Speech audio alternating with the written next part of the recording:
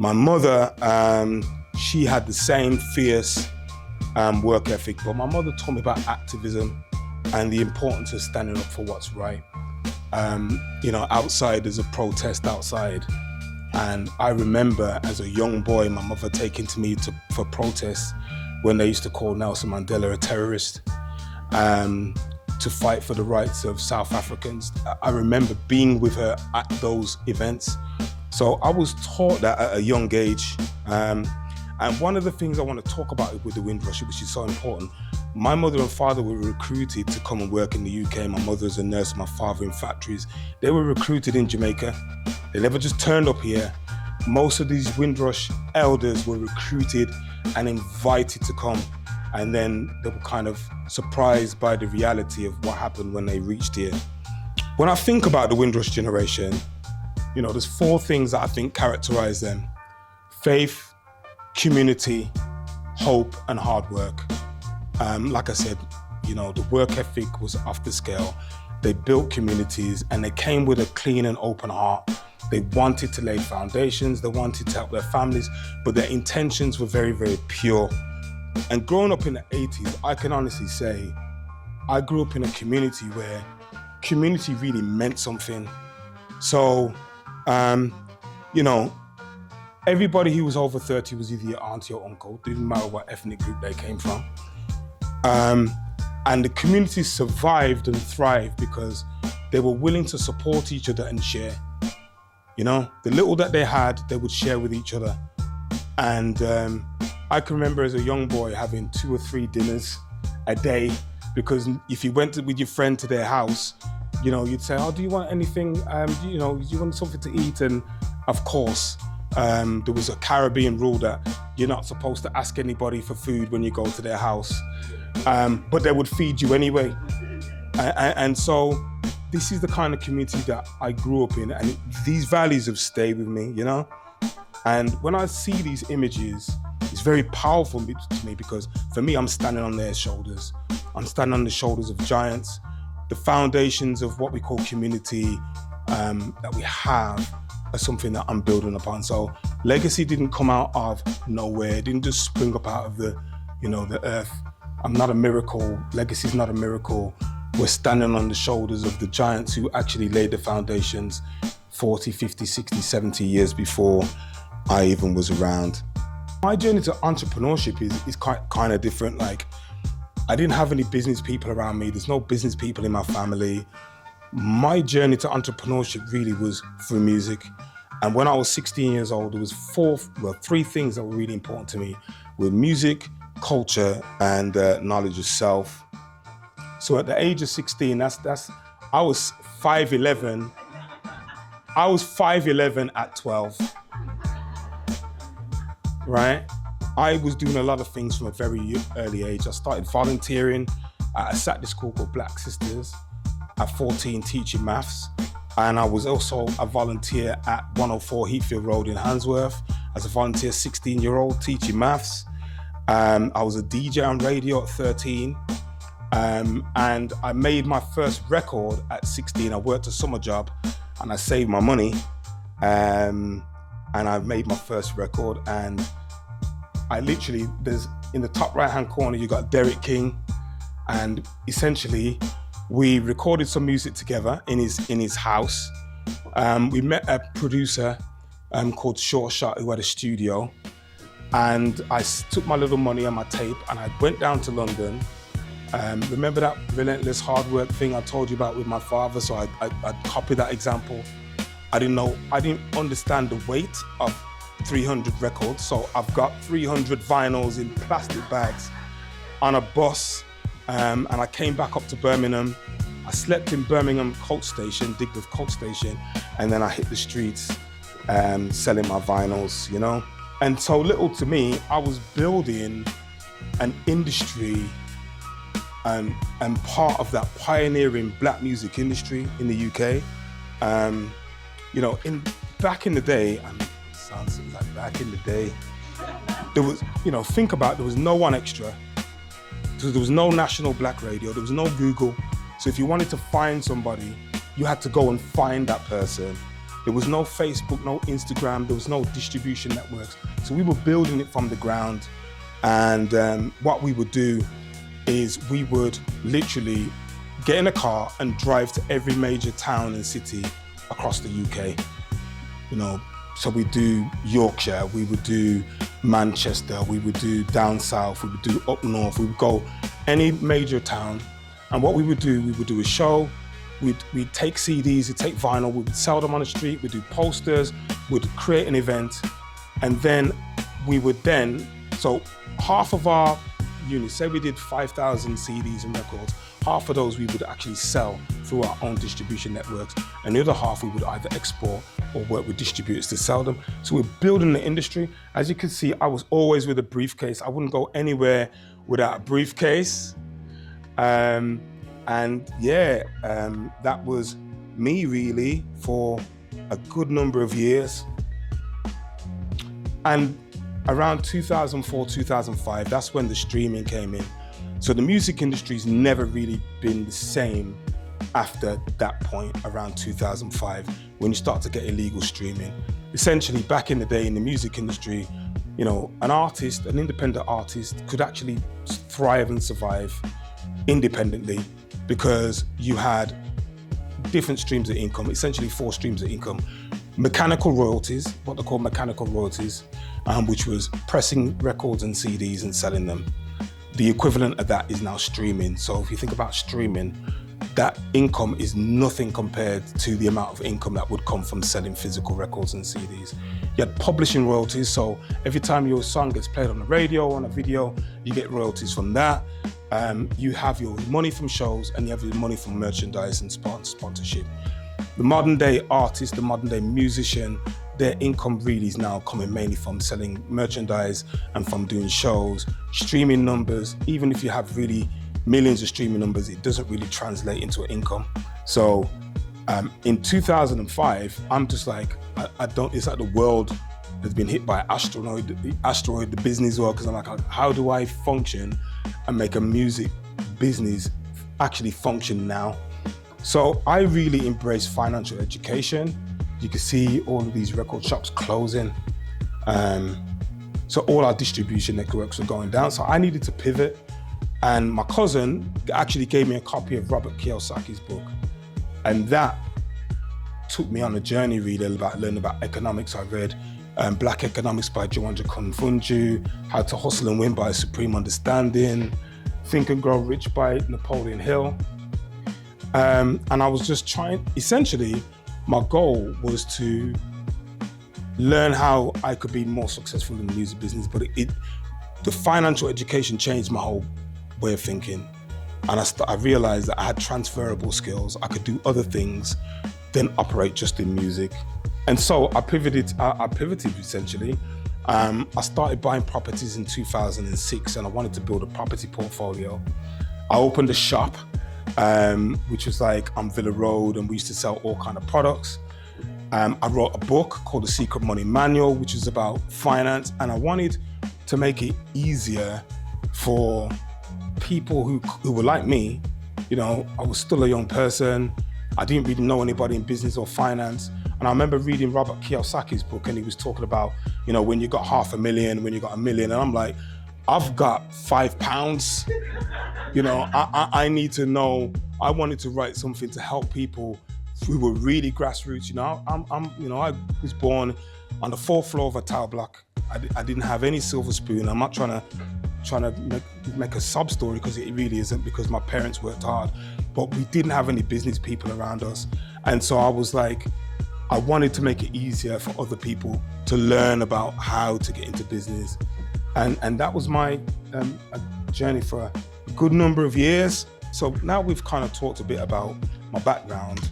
I really want to talk about why I believe entrepreneurship is so important. And I really do believe entrepreneurship is so important, and why I like to support the endeavors that the Creme team does, and anything that's about business and developing an economy, why I'm so passionate about it. Because for me, entrepreneurship done properly is empowering, and it allows you to define your own reality, you know? So one of the reasons I set up my own record label is because I would try and send a demo to, at that time, all the record labels were based in London, everything was in London, and they weren't trying to hear anything from outside of Birmingham. So, okay, I don't actually need you. I can actually build my own platform and build my own networks.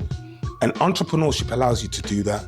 It allows you to have a vision and implement that idea. And I think it's very important for Black and ethnic minority communities to do that, because let me just give you a little bit of context.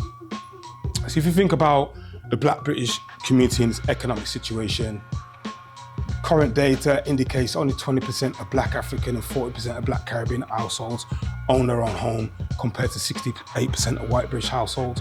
Low property ownership severely limits the accumulation and transference of intergenerational wealth. Growth, in the Time to Change report, if we really invested in Black and ethnic minority, global majority businesses, we could quadruple 25 billion to 100 billion it would bring to the British economy. And Lloyd's Black Business Report, which was, for me, when you see some of this data, 6 in 10 solo entrepreneurs, Black solo entrepreneurs, generate an annual turnover of less than £20,000 a year. They're struggling, right? In Lammy's report, it talks about how, in his review, deep-rooted economic disenfranchisement fuels wider societal marginalization. I'm a big fan of Bob Marley's music, especially from a young boy and even now. Bob Marley's got a lyric, he says, "A hungry man is an angry man."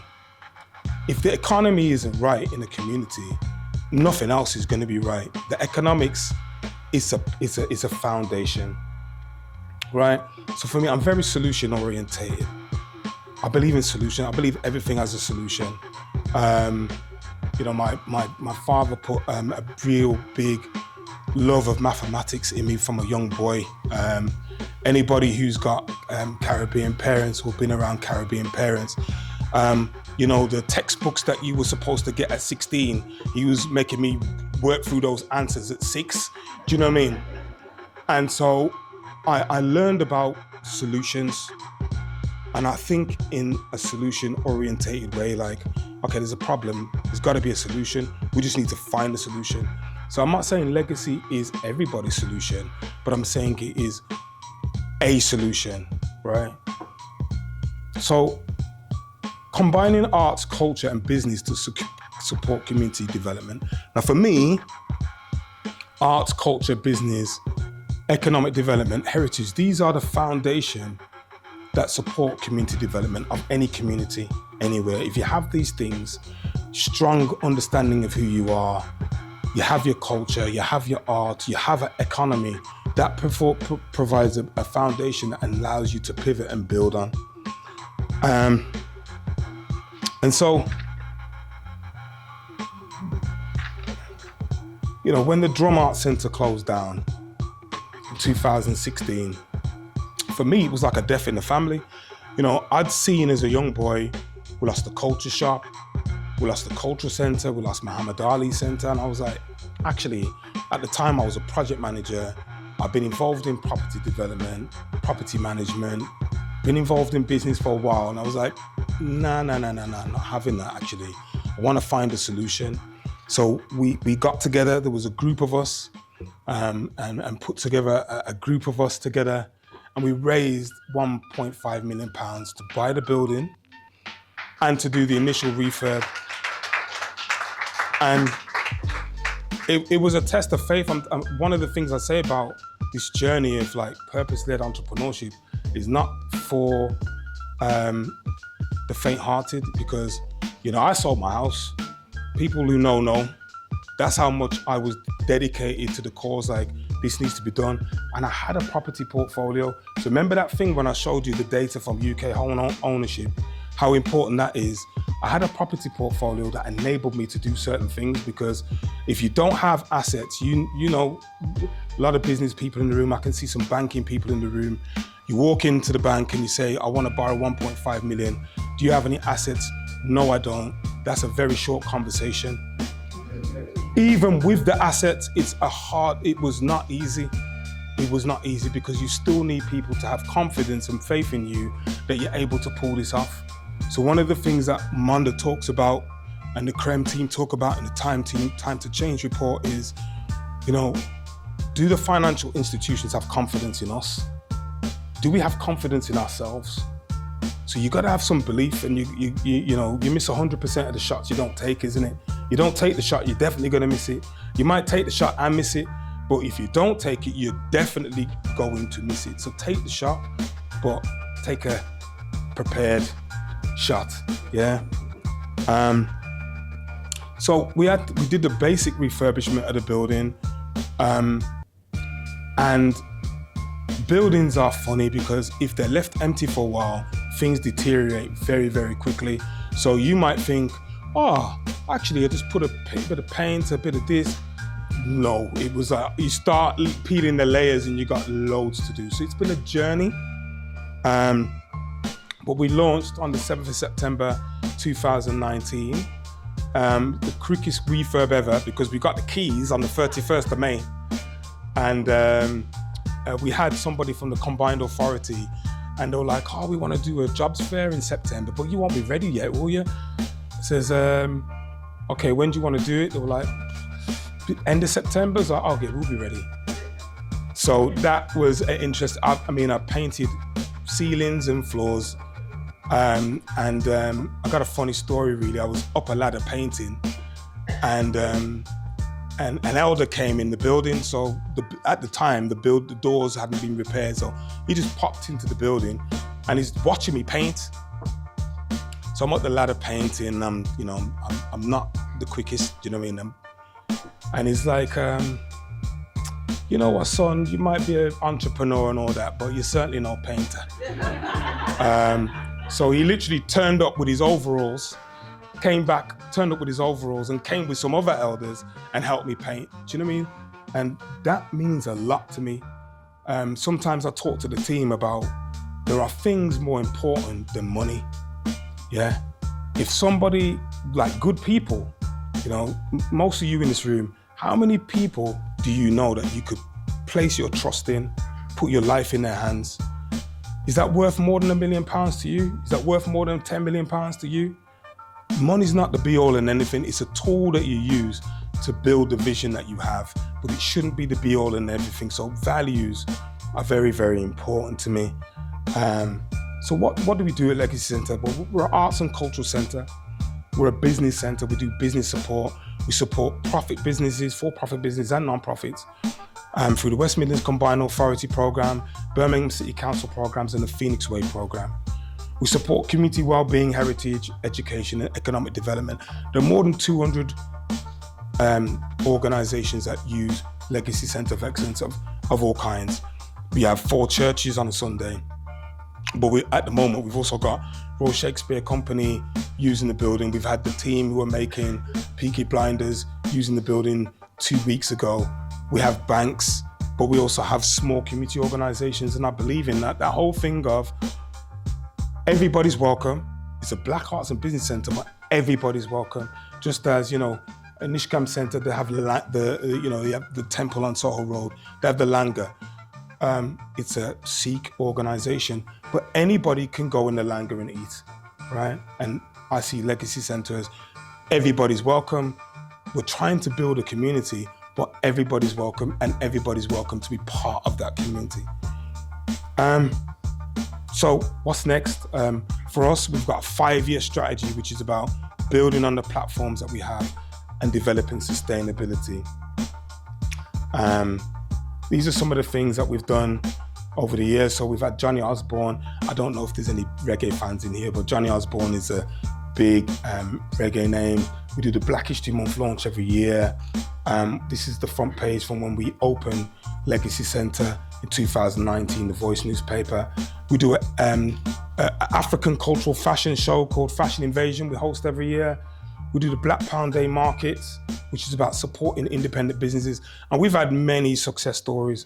We've had businesses who come to Legacy Centre with a store that they've paid £30 for, which is just enough money for us to cover the cost of the security and everything for the day.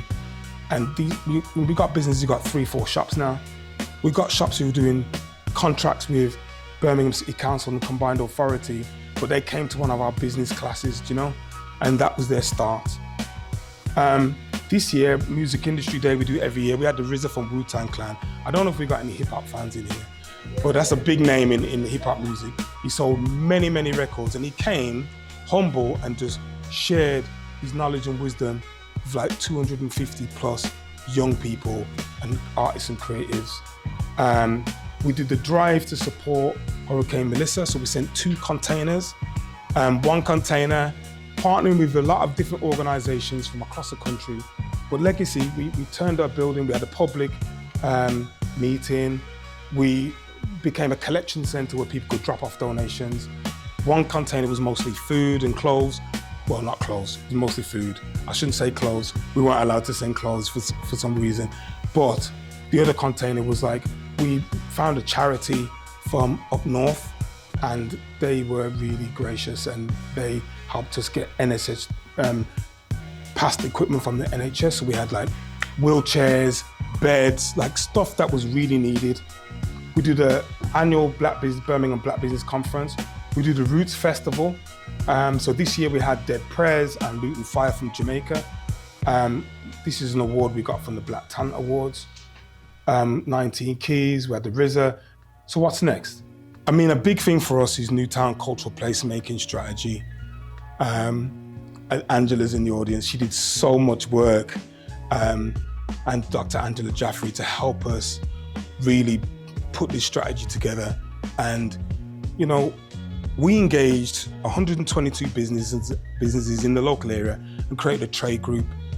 We engaged the residents, we engaged the community forums, we engaged the parks forums, we engaged like the city council, the combined authority, for the purpose of people-led regeneration, people-led development. You know, we've seen too many times up and down the country, regeneration means push the people in the community out, bring new people in, land development plans that nobody wants and nobody's been consulted on.